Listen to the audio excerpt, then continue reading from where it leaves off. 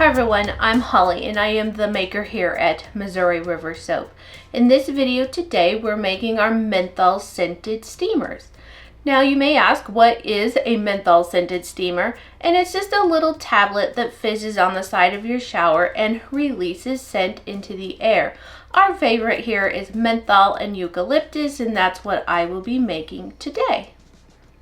I will post a recipe down below, but for the most part this is a tweaked version of the CADA recipe, C-A-D-A. I think that's how they pronounce it, but I will put a link to that recipe in the description box as well. Alright, let's gather all our things and we'll get started. Okay, so I have my hairnet on for this project. It's super snazzy, don't we love it? And I have my mixing bowl and my sifter, and I'm going to work in grams today. So the first thing I do is measure out baking soda. And for my batch today, I'm going to do 1,500 grams of the baking soda. And I just really like this Arm & Hammer in these bags from either Costco or Sam's Club. And I have the best luck with this. I have gotten 50-pound bags of Arm & Hammer before, and the results may vary. Mine sure did. Alright, so let's break up all these clumps. One day I forgot to sanitize my sifter, and I went forth just thinking I'll be very careful. Nope, you cannot get it broken down with your hands without a lot of work that's very painful.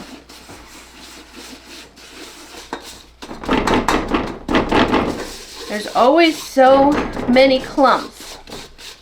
I did want to stop and mention these scented steamers are not bath bombs, and they are not to be used that way in any way, shape, or form. Their ingredient percentages are different.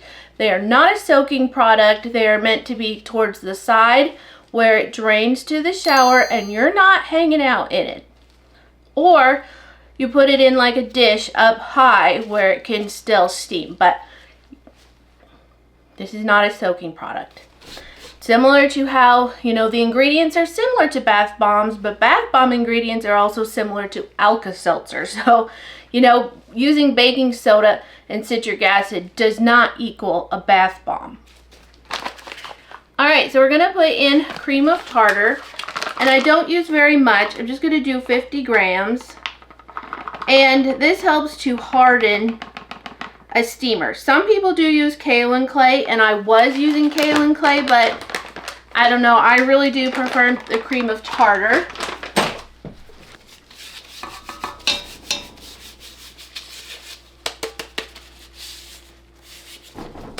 Let's go ahead and prep the menthol, because we do need to get it melted down. The menthol crystals I'm using is from Plant Guru. I've had just great luck with these ones as far as access, price, etc. And I get them on Amazon.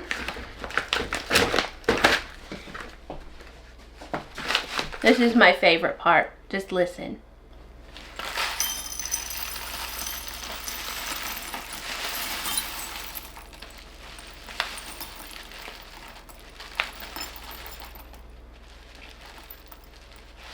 I use 120 grams in this recipe. I'm going to use olive oil as my liquid binding agent and to melt this down. So I am going to pop this in the microwave in very short intervals. I don't want it hot, I just want it melted. Now you may notice some recipes use alcohol. Ooh, I do not like that. I like using the oil. So I've added 55 grams of olive oil, and now I'm going to go just melt this down very gentle. Alright, I have melted the crystals down. I'm just kind of helping them along. Now I normally open a yeah, I just got my balls. I normally open windows for this process. It doesn't matter what temperature is outside, but I don't know if you can tell in the window behind me, but we have a lot of drippage of snow warming up and melting off the roof, and so it's kind of drippy and very noisy today. All right, the air purifier is running, and so it may get a hint noisy here or there. I'm going to add in 25 grams of eucalyptus essential oil, and this is partly why we don't want this to be too hot. We don't want this to evaporate off. I do use a little water in this batch. I'm going to add 20 grams of distilled water. Now, I live in a very dry climate up here in Montana, so you may not need water in addition. And it's possible I will need even more than this. So I went over a little bit to 23. I think I'm going to leave it. We'll see what happens. Alrighty then. I am going to go ahead and blend all of this in prior to the citric acid. I have my handy dandy commercial KitchenAid. This is just, it's a pretty small bowl. I have other mixtures that I haven't unpacked yet that actually will hold more. I'm going to go ahead and add the water, and that's going to help keep the baking soda powder down. Alright, now I'm going to pour in the menthol, olive oil, eucalyptus oil.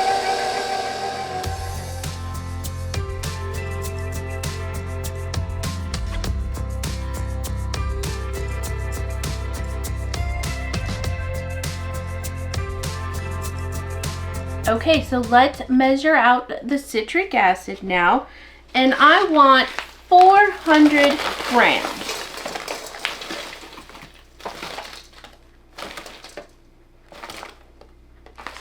I may add more, but we shall see.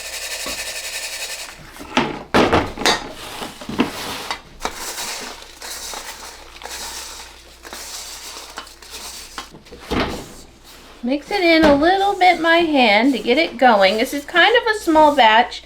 They can be finicky, and so I like to make a couple of small batches in a row instead of one big one.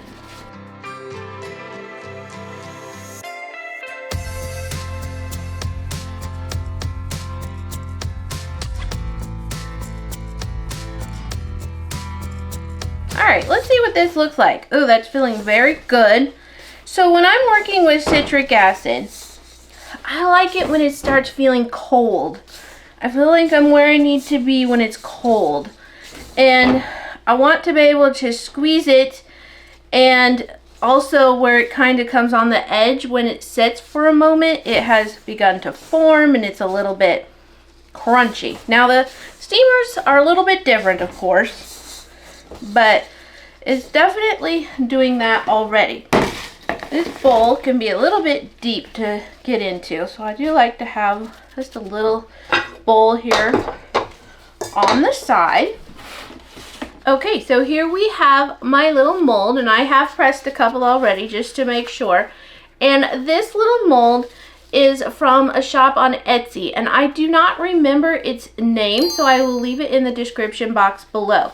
I had them custom make me a singular mold.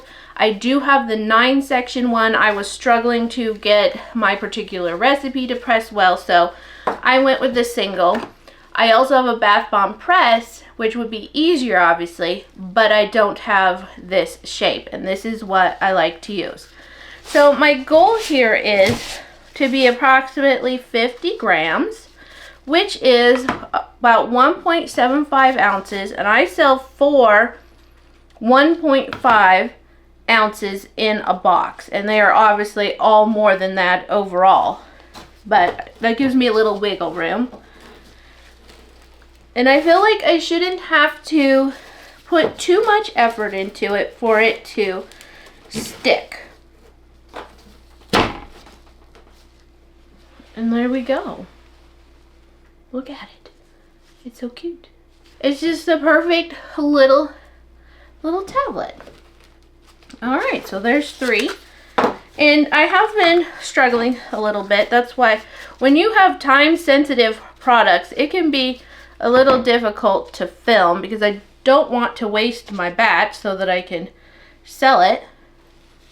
So I kind of need to get moving. For the most part, it does hold on for me.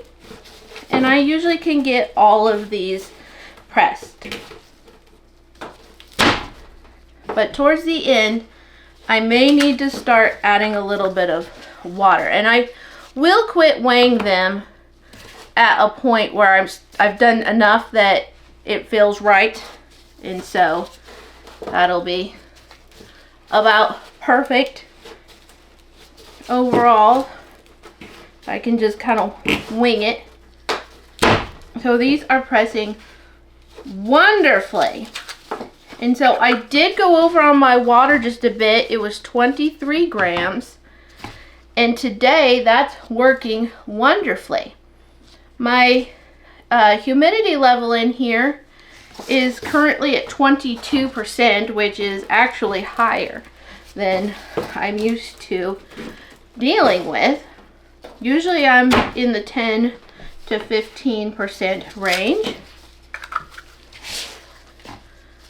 So I usually just put on music and have myself a dandy time here. And sometimes it does seem a little overwhelming to press it just one by one. But then I get into it and it's just no big deal. This used to be an extremely painful project for me. And my abs are still gonna feel it because it's my abs that are activated. See, I'm getting closer to being able to wing it here. It's my abs that do all this work right here. And my hands used to hurt a lot, but I've gotten stronger to the point where it doesn't really bother me anymore. You just have to build that muscle memory. And I have timed myself before, and it takes me about 30 minutes to press each one. Each batch. These are pressing fantastically. I have finally tweaked my recipe. Here's the thing. When it comes to anything that you're making, you just have to make and fail and tweak and fail and tweak and make until you get it just right. You know, I came from Missouri where it's very humid, and I've had to reformulate everything. Whew, I know where my sinuses are. I am painfully aware of their presence at the moment.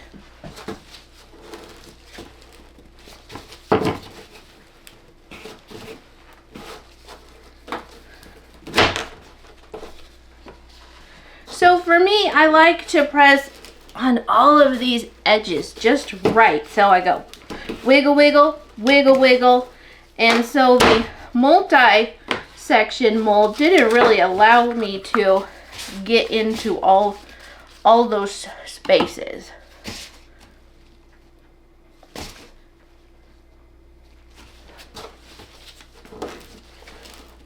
All right, I'm just gonna keep pressing away. And I will see you when the batch is finished, and or if I have to add some moisture or whatever to keep going. So breaking in here for a moment, this is what I mean. It has formed, it has formed its spot, formed its shape. I thought it was going, see, I thought it was going to come out more like one big ball, but it did not. And so it's a little bit hard.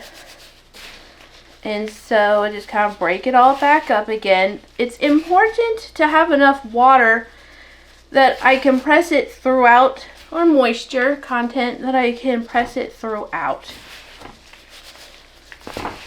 Too much water and they're just weird. They just like ooze and seep, and I've thrown away many a batch accidentally adding just a gram or two too much water.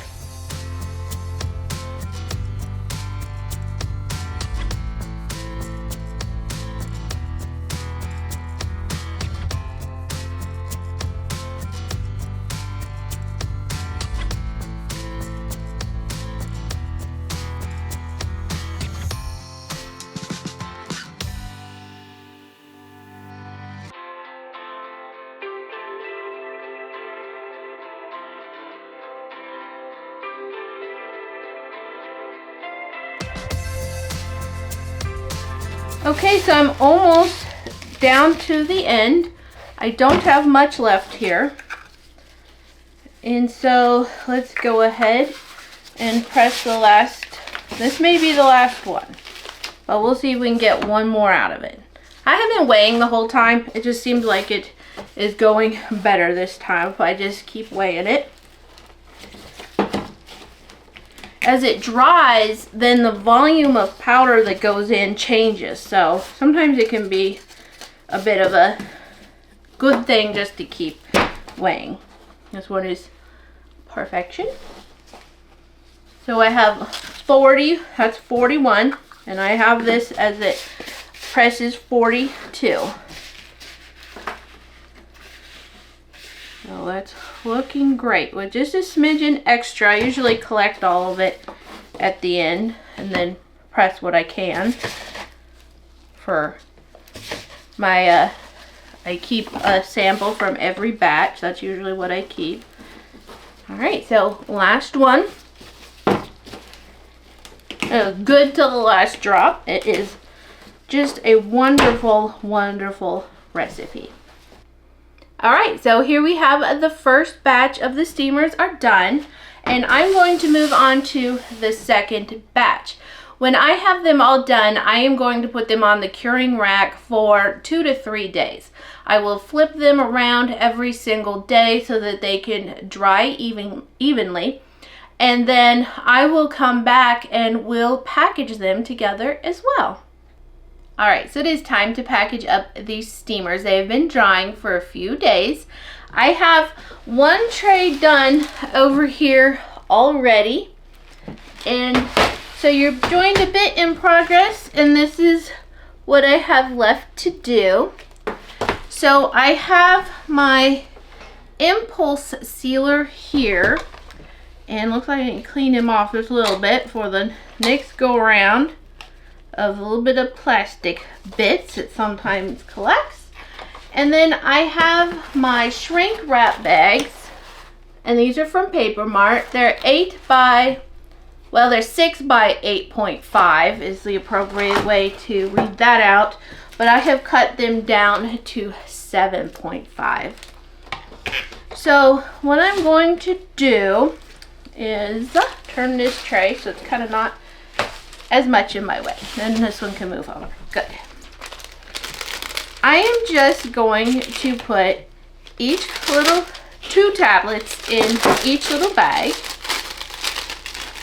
And I kind of shift them. Usually one is upright, one is to the side. That's usually just how it works out for some reason. And then I'm going to kind of make sure they're even, make sure I'm not going to crunch down through one. And then we have created 2 super long bags here. I am going to seal this one and then save that little piece. We're going to seal this other one and save this piece, and then these little pieces here are now bags for the next ones.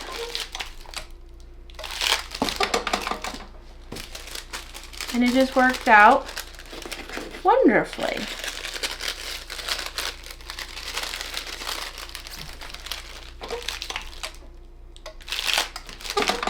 And so now we have our dandy little 4 pieces of the steamers, and then these are going to go in the box in just a little bit. All right, so now it's time to put the boxes together, which is probably my least favorite part. I have some boxes from Paper Mart. They're 2 by 2 by 4. And they're just flat as I get them. And so after a while I start to make good progress, but they can challenge me a little bit, I will admit to that. They just have little tabs here, and you gotta stick them in and get them to hold.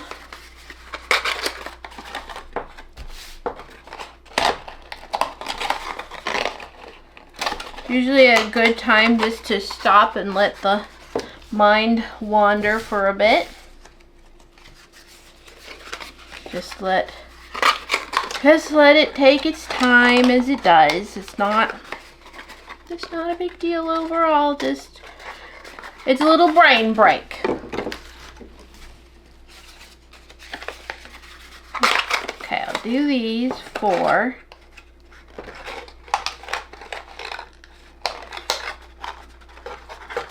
This is a job that I will lose employees over. I don't really have any, but I have lost some help over the years. Oh, come on.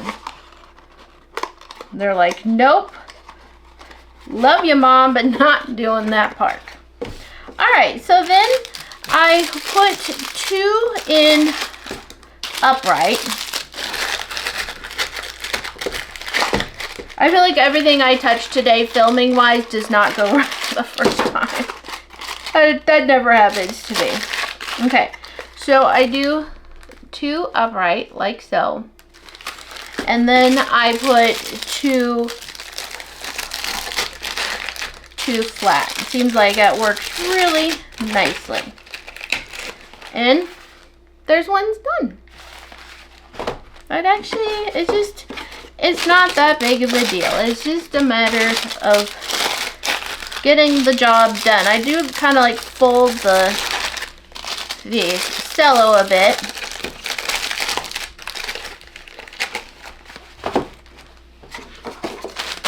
And it is very crinkly.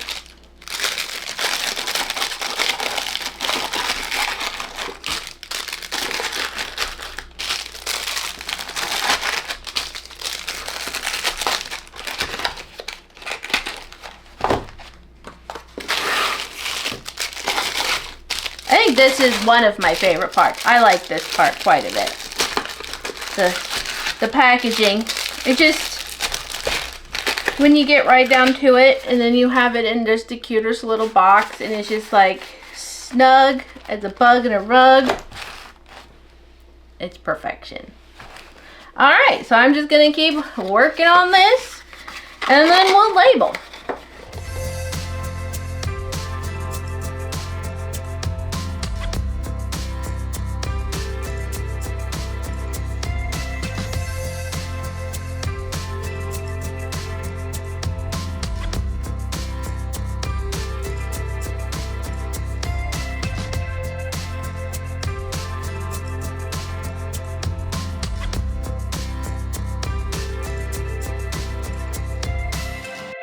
Alright, so I'm just going to finish labeling these 6. I will get to the other tray, I think, another time. I need to move on with my day. And so I am just going to put a front label on here. And I get my labels at onlinelabels.com. And these are the 1.75 by 3.5. They work very nicely for these boxes. And let's see, go with one from over here real quick like. Let's see. Turn it the right way. I've done that wrong before. Then I have a caution label and my batch number on the back. So I'll just flip those that you aside.